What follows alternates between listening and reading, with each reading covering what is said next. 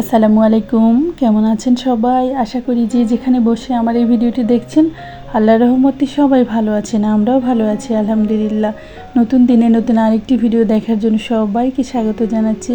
আমার আজকের ভিডিওটি আমি সকাল থেকে শুরু করেছি। আসলে সকালে ভেবেছিলাম পরোটা ভাজি করব, তো মেয়ে বলছে একটু সুজি রান্না করো, ওর আবার এটা বেশ পছন্দ। তো পরোটাগুলোর মানে না ভেজে সেটা দিয়ে আমি পুরি বা লুচি যাই বলেন সেটাকে ভেজে নিয়েছি। দেখতেও সুন্দর হয়েছিল, খেতে বেশ ভালো হয়েছিল মাশাআল্লাহ।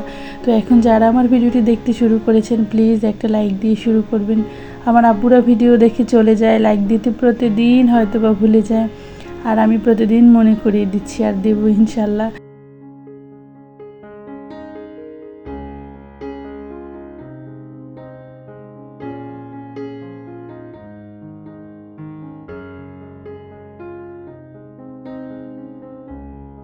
শেষ হলে আমি থালাবাটিগুলোকে ধুয়ে নেব। আসলে চা না খেলে সকালে আমার খুবই সমস্যা হয়, গলা প্রচুর ব্যথা করে, কথাই বলা যায় না। তো তারই মাঝে আমি রান্নার প্রস্তুতি নিয়েছি। আমি ডালটাকে আগেই বসিয়ে দিয়েছিলাম যাতে করে রান্নাটা একটু তাড়াতাড়ি হয়। আসলে আজকে অনেক কাজ করব, তো ভেবেছিলাম বাড়িতে যাব না, এখন যেহেতু দেওয়া হচ্ছে। একটা কথা আছে না, পৃথিবীতে মায়ের সমান কিন্তু কেউ না। তারপর আপনি কিছু মানুষকে মানে এর থেকে আলাদা করতে পারবেন না, কারণ সে তার দায়িত্ব ভালোবাসায় সব কিছুতে এগিয়ে। তারপর আমার শাশুড়ি অসুস্থ, তো আমার হাজব্যান্ডেরও তেমন কেউ নেই, এজন্য বলতেছে যে মা তো অসুস্থ, মানে সে চাইতেছে যাবে। তো এটা ভেবে আবার সিদ্ধান্ত চেঞ্জ করলাম। আসলে জীবনে সব কিছু হারিয়ে গেলে হয়তো বা কখনো ফিরে আসে, কিন্তু আত্মীয় স্বজন বাবা মানুষ চলে গেলে তো আর আসে না। এই জন্য আর কি এই পথ চলা। আর ছোটো মেয়েটাকে নিয়ে জার্নি করতে অনেক কষ্ট হয়, কি করব, তারপরেও নারীর টানে আবারও সেই ছুটে চলা। যাই হোক, আল্লাহ সবার কুরবানিকে কবুল করুক, সবার সব আশা মনের আশাকে পূরণ করুক, সবার বাকি দিনগুলোকে সহজ সুন্দর করে দিক, আমরা সেই কামনাই করব। তো কথা বলতে বলতে রান্না হয়ে গিয়েছে, আর আজকে কিন্তু বেশ কাজ ছিল। আমি একটা ফুল দেখিয়েছিলাম আর্টিফিশিয়াল, ওটা আমার মেয়ে ধুয়েছিল, কালকে পরিষ্কার করেছিল, তো শুকিয়ে গেছে। এখন বলতেছে এটা কি ঠিক মতো মানে জায়গায় চলে আসছে? আমি বলেছি হ্যাঁ। তো ডাল রান্না হলে আমি এখন কচুটাকে বসিয়ে দেবো। আমি কিন্তু চিংড়ি মাছটা মানে ভেজে নেব, তো ভুলে গিয়েছি। আসলে অনেক কাজ আজকে, কাপড় ধোয়া, ঘর মোছা, রান্না, জানালা পরিষ্কার করা। আসলে একটু ভালোভাবে পরিষ্কার করে রেখে গেলে এসে একটু কষ্ট কম হবে। তো আমি এখানে একটু নারিকেলের দুধ দেবো, আসলে ফ্রিজে ছিল এজন্য, না থাকলে নাই, যে থাকবে সে দিবি, না হলে নাই, সমস্যা নেই। আর এই কচুগুলো না আমার দাদি রান্না করতো, আমার অনেক ভালো লাগতো। এটা আমাকে বাড়ির আন্টির বাসাতে এক আপা আসে, তো সেই আপা নিয়ে আসছে। একটু বেশি করেই রান্না করছি, তো ওনাদেরকে তো একটু দিতে হবে, ওরাও মাঝে মাঝে কিছু কিছু দেয়। তো রান্নাটাকে বসিয়ে আমি অন্য অন্য কাজ করব। আর এই পর্যন্ত যদি কেউ আমার ভিডিও দেখতে দেখতে আমার সাথে চলে এসে থাকেন তাহলে প্লিজ আমার চ্যানেলটিকে সাবস্ক্রাইব করে দেবেন। আর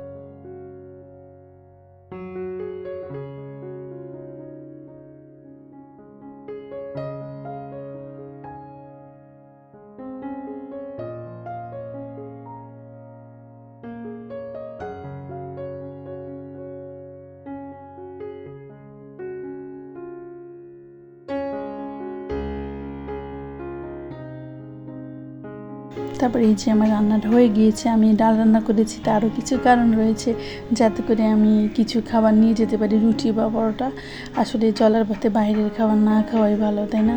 তো আমি এখন জানালা চুলাটাকে একটু পরিষ্কার করে রেখে যাবো, এই জন্য আমি একটু গরম পানি করে নিয়েছি, যাতে করে মানে তেল চিটচিটে যে ভাবটা সেটা একটু তাড়াতাড়ি চলে যায়, এই জন্য আর কি। তো এই যে আসলে জানালাটা পরিষ্কার করতে কিন্তু বেশ কষ্ট হয়, কারণ আমার হাতটা কিন্তু এতটা চিকন না, তো খুবই কষ্ট হয় যখন করি। একটু ভালোভাবে ঘষে পরিষ্কার করার চেষ্টা করছি।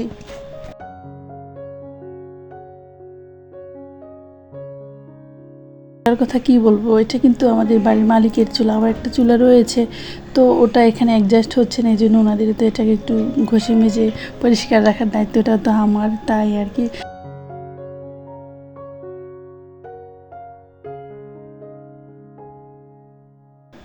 তারপর এখন একটু আমি সানসেটের এই উপরটাকে একটু ভালোভাবে পরিষ্কার করে রেখে যাচ্ছি। যদিও ধুলোবালি পরে একাকার হয়ে থাকবে, কিছু করার নেই। তারপরে সেটাকে তখন একটু পরিষ্কার করতে কম হবে এই আর কি। জায়গায় একে একে কাজগুলো সব করে নিচ্ছে, আমার কিন্তু অনেক সময় লেগে গিয়েছে, আর যেহেতু বাড়িতে যাবো অন্য অন্য কাজও রয়েছে।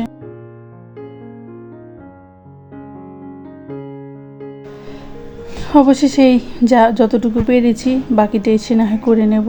তো মোটামুটি পরিষ্কার হয়েছে। এরপরে কিন্তু কাপড় ধোয়া, অনেক কাপড় চোপড় ধুয়েছি, কিছু নিয়ে যাব কিছু রেখে যাব, যেহেতু মেয়ের স্কুল ড্রেস এগুলো বা ওর বাবার কাপড় মানে এভাবে রেখে গেলে হয়তো বা একটু সমস্যা হতে পারে, এজন্য আর কি ধুয়ে পরিষ্কার করে দিলাম। ছাদে এসেছি, দেখি ওনারা পানি খাচ্ছে, বাড়িওয়ালা আন্টি ছাদে হাঁস পালে। আসলে এটা ভালো লাগে দেখতে, কিন্তু কিছু অসুবিধা তো হয়ে যায়, যেমন চালের গুঁড়ো, তারপরে মরিচ, এগুলো আমি চাইলেও ছাদে শুকো দিতে পারি না কোনো কিছুই। তো এদের দখলে ছাদটা এখন। যাক, আকাশটা একটু মেঘলা, জানি না কি হয়, অনেক দূরের পথে যাব।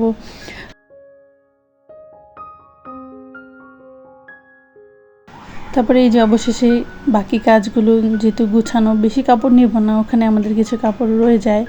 তো এখন আস্তে আস্তে করে নিয়ে আসছি। আগে মা ছিল, যদিও সে পারতো না, যত্ন করে রেখে দিত, এখন তো সেই মানুষ নেই। তো মেয়েদের কিছু কাপড়, দুই বোনের একই রকম ড্রেস, ম্যাচিং ম্যাচিং তো নিতে হবে। আর আমার ছোটো মেয়েটার ব্যাগটাকে আমি একটু আগে গোছানোর চেষ্টা করছি, কারণ যদি ওর জিনিসগুলো যেহেতু অত্যন্ত জরুরি, আর এটা যদি থেকে যায় তখন একটু সমস্যা।